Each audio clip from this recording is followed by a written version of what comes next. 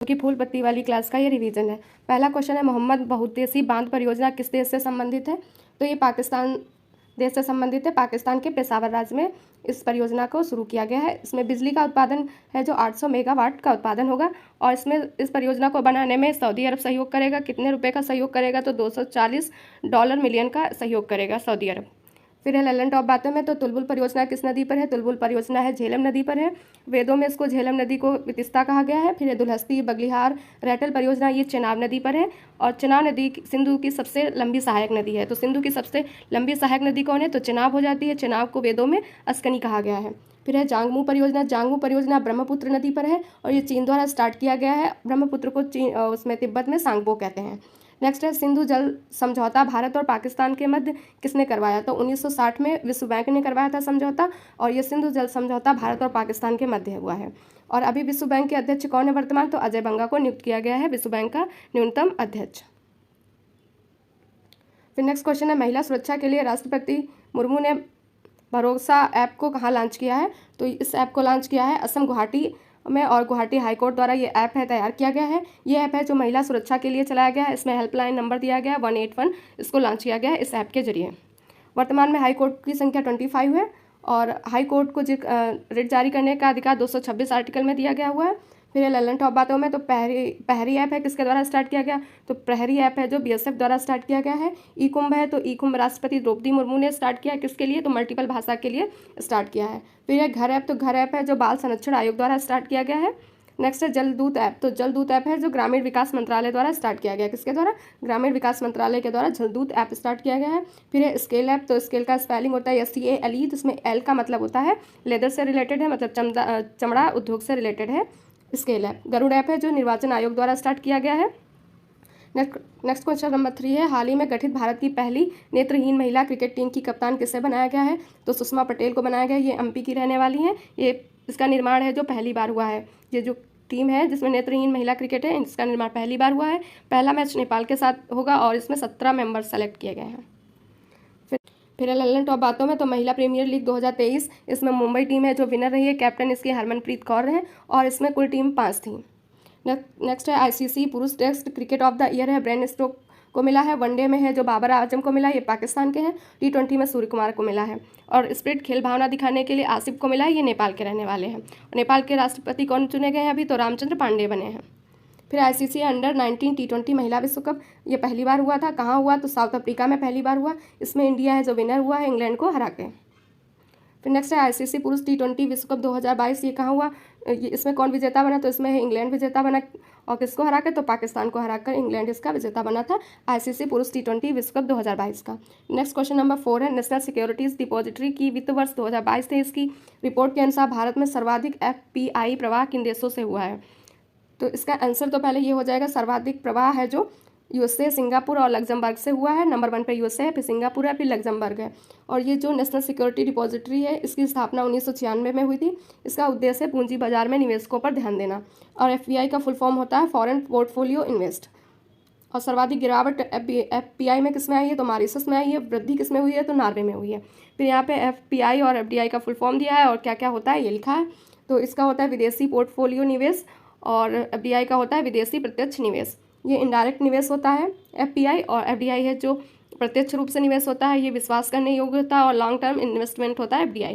और FPI ये विश्वास योग्य नहीं होता है, इसका उद्देश्य होता है इंटरेस्ट और प्रॉफिट प्राप्त करना और ये शॉर्ट टर्म इन्वेस्टमेंट होता है। तो ये था FPI और FDI के बारे में।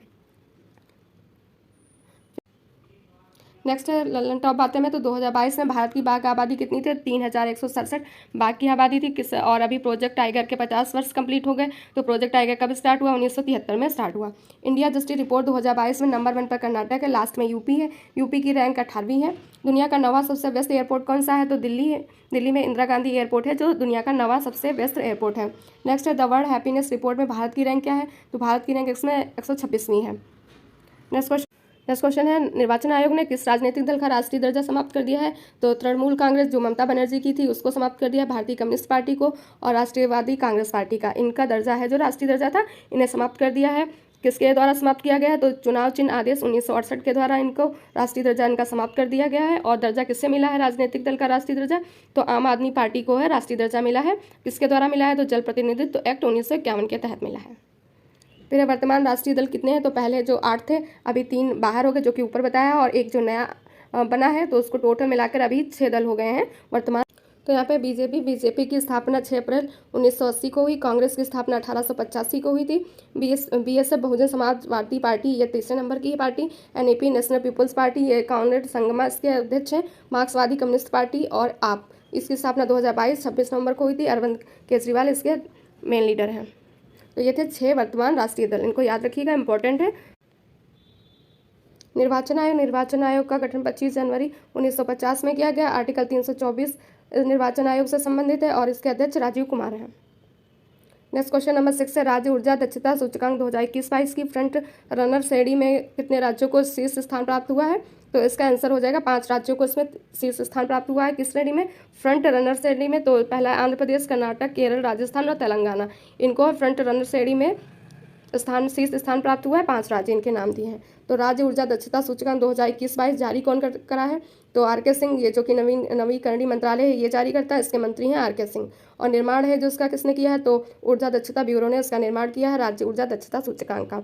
और ये ऊर्जा दक्षता ब्यूरो एक्ट है 2001 का, और ये शुरू हुआ 2002 में।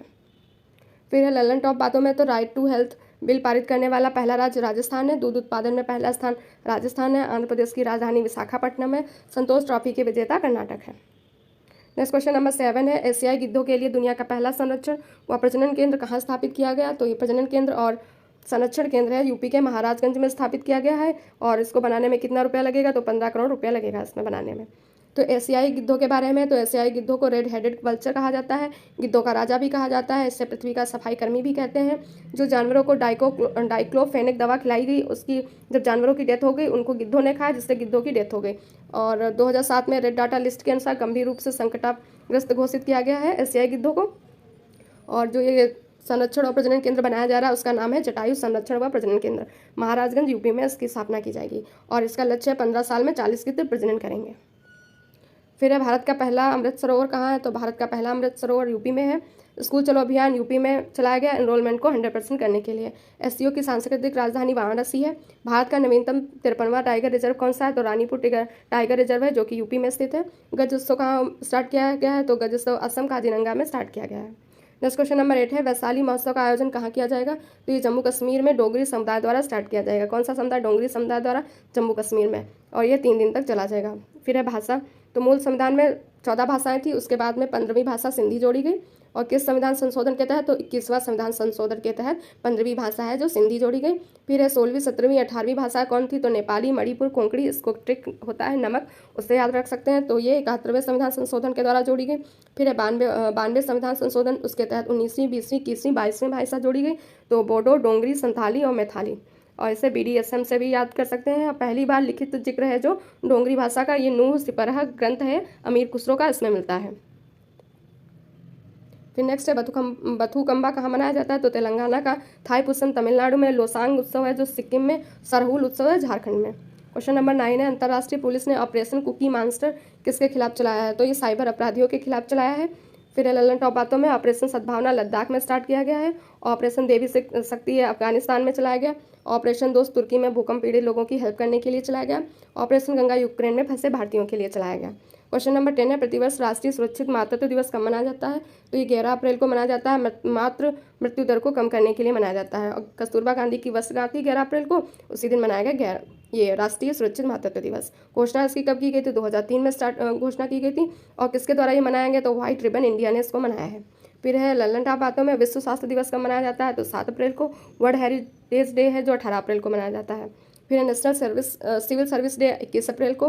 विश्व पृथ्वी दिवस 22 अप्रैल को। National maritime day of India 5 अप्रैल को। फिर ये प्रमुख दिवस जो कि ब्रह्मास्त्र वाली क्लास है, तो 9 जनवरी को प्रवासी दिवस मनाया जाता है। 10 जनवरी को विश्व हिंदी दिवस।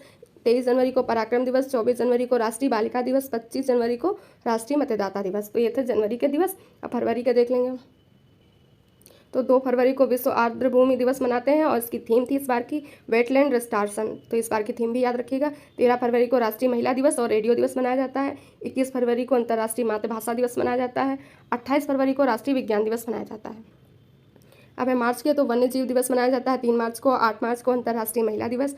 15 मार्च को विश्व उपभोक्ता संरक्षण दिवस। 20 मार्च को खुशहाली और गौरैया दिवस मनाया जाता है। 22 मार्च को जल दिवस मनाया जाता है। अब इसके बाद अप्रैल का देख लेंगे तो 5 अप्रैल को राष्ट्रीय समुद्री दिवस मनाया जाता है। 7 अप्रैल को स्वास्थ्य दिवस मनाया जाता है। 24 अप्रैल को पंचायती राज दिवस मनाया जाता है, क्योंकि 24 अप्रैल 1992 को 73वां संविधान संशोधन लागू हुआ था। 22 अप्रैल को पृथ्वी दिवस मनाया जाता है। अब उसके बाद मई का देख लेंगे तो 1 मई को श्रमिक दिवस मनाया जाता है। 8 मई को रेड क्रॉस डे मनाया जाता है। 11 मई को राष्ट्रीय प्रौद्योगिकी दिवस मनाया जाता है। 22 मई को जैव विविधता दिवस मनाया जाता है। 31 मई को तंबाकू निषेध दिवस मनाया जाता है। उसके बाद है जून में मिल्क डे है, 1 जून को मनाया जाता है। 5 जून को पर्यावरण दिवस मनाया जाता है। पर्यावरण दिवस 1974 से स्टार्ट हुआ। 8 जून को विश्व महासागर दिवस मनाया जाता है। 17 जून को मरुस्थलीय रोकथाम दिवस मनाया जाता है। 21 जून को योग दिवस मनाया जाता है। 29 जून को सांख्यिकी दिवस मनाया जाता है। महालनोबिस के बर्थडे पर मनाया जाता है यह।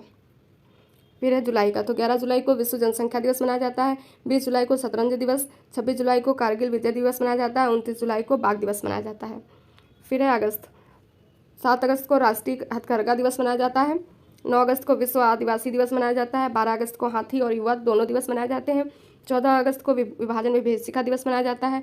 29 अगस्त को खेल दिवस मनाया जाता है। इसके बाद है सितंबर के दिवस देखेंगे तो 5 सितंबर को शिक्षक दिवस मनाया जाता है।